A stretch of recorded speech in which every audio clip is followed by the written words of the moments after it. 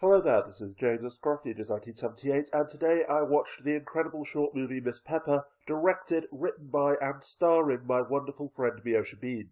As always, the link to the film is listed down at the underbar, and I ask everyone to please subscribe to her channel and to give her your full support, because as a writer myself, who once lost someone who I deeply cared for, a mental health advocate, and a man who works hard to raise awareness of suicide prevention, this is probably the most powerful non-Asian film that I have ever seen in my life, and it literally moved me to tears.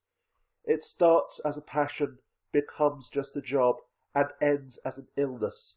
This is true for far too many people.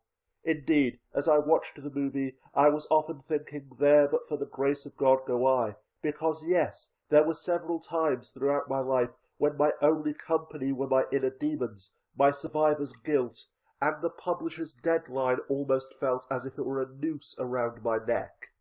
There was no longer any joy in anything, only emptiness and pain. The scene in which Pepper raises her glass to an empty dining table is genuinely powerful and haunting, and there is so much other beautiful poetry, symbolism, and introspection in this movie. It is a genuinely priceless work of art.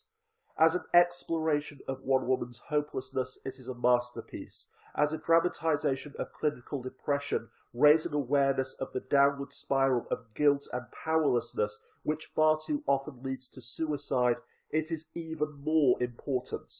Any criticisms that I may have of this film are minor, trivial, and insignificant quibbles, to say the least. Like the fact that Miosha's portrayal of what it's like to truly be a professional writer is not 100% accurate, just as she would spot the inconsistencies if I were to write a short story in which the main protagonist were a filmmaker.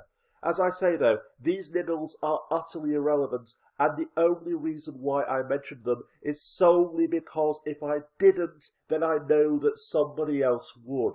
And finally, to answer the question which Miosha posed in her movie, we stop living as if we were immortal, believing that we are immortal, and longing for immortality when we realise that life is so much more than mere survival, when we finally come to understand and accept that without meaning, the emptiness of our existence soon becomes unbearable.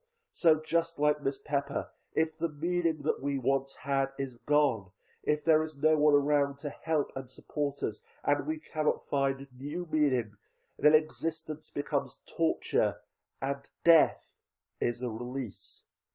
Suicide is almost never dramatic. It is a quiet and private affair.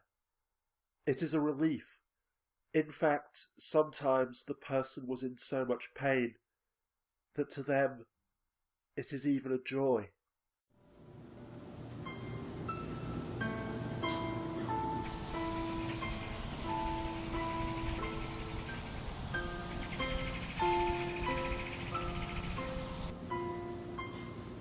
The outline is finished. Destiny.